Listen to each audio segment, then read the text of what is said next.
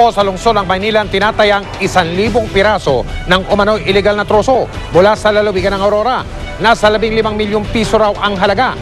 Si Jiggy Manicad, naka-alerto 24, eksklusibo.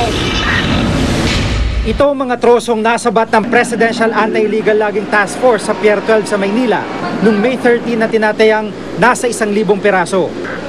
Sa estimate ng mga taga-DNR, ang ilan sa mga puno may edad na 50 taon pataas dahil sa laki at itsura nito. Wala po siyang inventory po na sinertify po ng task force po. Galing sa Aurora Province ang mga troso, ibinayay sa Bicol bago nakabot na Maynila. Ayon kay dating Marine Commandant Renato Miranda, na siya rin pinuno ng task force, inaalam pa nila kung kumpletong papeles ng shipment. Yung requirement na dapat ma-check, ma-verify ng task force. So we have to check on it. Kung, I'm sorry, kung talagang they violated the law, then of course we have to implement the law. Tinatayang nagkakahalaga na 15 milyong piso ang shipment ng troso. Ayon kay Miranda, dapat daw may tatak at code ng DNR ang mga troso mula sa pinanggalingan ng mga ito.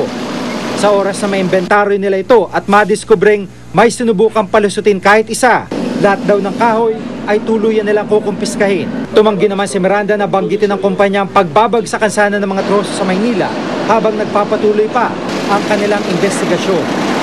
Jiggy Manicad, nakatutok, 24 oras. Sumabak sa RH Bill na Grand Debate ng GMA News TV ang ilang kilalang personalidad. Kanya-kanyang banat ang magkabilang panig para ipaglaban ang kanilang posisyon tungkol sa napaka-kontrobersyal na panukalang batas. Nakatutok si Cara David. Kongresista laban sa kongresista, obispo laban sa obispo, babae laban sa babae. Sila ang mga kalahok sa RH Bill na Grand Debate ng GMA News TV. At para gisahin ang mga debater, merong panel of interrogator ang magkabilang panig. Sina Risa Hontiveros Barakel, Carlos Celdran at Dr. Sylvia Claudio na pro-RH. At sina Bishop Deogracias Iniguez, Dr. Dean Cruz at Antonio Torralba naman para sa anti-RH. Naniniwala ang mga anti-RH na di na raw kailangan ng RH Bill dahil may mga batas na raw na nagsusulong ng karapatan ng kababaihan. Hindi sagot yung RH Bill para sugpuin ang kahirapan. Ibang usapin na kasi itong RH Bill eh. Hindi mo pwedeng idikta ang gusto ng Pangulo sa isyong to. Dahil very divisive ito. Banat naman ang mga pro-RH, mas marami raw Pinoy ang pabor sa paggamit ng contraceptives kaya dapat pakinggan sila ng mga mambabatas. Lumalabas sa mga survey ay karamihan na ng mga Pilipino, pati karamihan ng mga Katoliko ay pro-RH. Pero may maliit na minorya na nagpupumilit i-impose ang kanilang sariling konsyensya sa konsyensya ng lahat ng iba. So kung tutuusin, sila ang naghahati sa publiko. Kalagitnaan ng debate, may special guest na dumating, si Congressman Manny Pacquiao na kilalang anti-RH. Pero di raw natatakot sa star power ni Pacman ang mga pro-RH. Sana si Jinky din kasi gumagamit siya ng pills. Sana siya na lang ang maging RH spokesperson natin. Inaamin naman ni Jinky na gumagamit siya ng pills at gusto na lang ng four children. Yung asawa niyo daw po si Jinky pro-RH dahil nagko-contraceptive pills daw po. Hindi naman, antay din yun. Antay rin, pero nagpipills nga po talaga.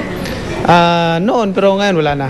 Mainit ang naging debate, maanghang ang palitan ng mga salita. Pero sa likod ng kamera, nagkamustahan at nagtawanan. Sina Bishop Bacani at Bishop Tendero pa nga, magkatabi pang nananghalian.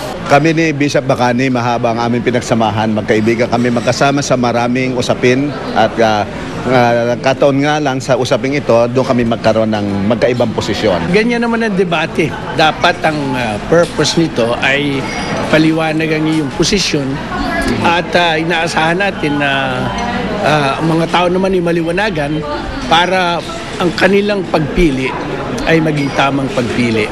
Ang RH Bill The Grand Debate ay mapapanood sa May 22, 8:45 p.m. sa GMA News TV. Cara David, nakatutok, 24 oras. Nagliyap pong isang tanker na may kargang liquefied petroleum gas o LPG sa southbound lane ng North Luzon Expressway. Nakalas daw kasi ang isang pyesa ng tanker, kaya iyon sumadsad sa kalsada at tumapoy.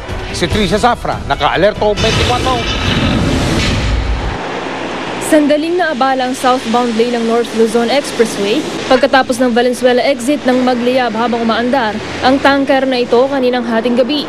Agad isinara ang Valenzuela at Mindanao Avenue exits habang inaapulang apoy. Liquefied petroleum gas ang daladala nitong tanker. Hindi biro ang pinsalang pwedeng may dulot ng mga ganitong sasakyan kapag nasasangkot sa mga aksidente.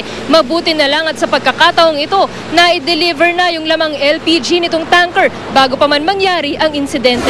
400 metro mula sa pinaghintuan ng tanker, nakita ang isang pyesa nito. Kasama ko, ma'am, pina-check up ko pa, ma'am, kasi mekaniko yung kasama namin, ma'am, okay pa naman, ma'am. Pero nung pagdating namin doon, ma'am, mayroon biglang kumalabog. Ayon sa investigasyon, kumalas ang pyesa at nakaladkad sa aspaltong kalsada, kaya't sumiklab ang apoy. 6 na gulong sa kaliwang bahagi ng sasakyan ang pumutok. Natamaan din ng pyesa ang tangke ng diesel ng sasakyan, dahilan para mabutas ito at tumapon sa kalsada ang krudo. Agad binombahan ng tubig at sabon ang kalsada para malinis ang diesel, saka pinadaan na ang mga sasakyan. Wala namang nasaktan sa insidente. Payo ng mga otoridad, siguraduhing maayos ang mga pyesa ng inyong mga dalang sasakyan bago lumarga biyahe para iwas disgrasya. Trisha Zafra, Naka-Alerto 24.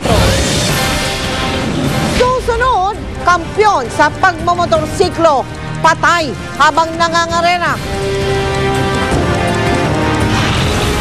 6 na taong gulang na bata sa Pampanga, hinalay na, pinatay pa.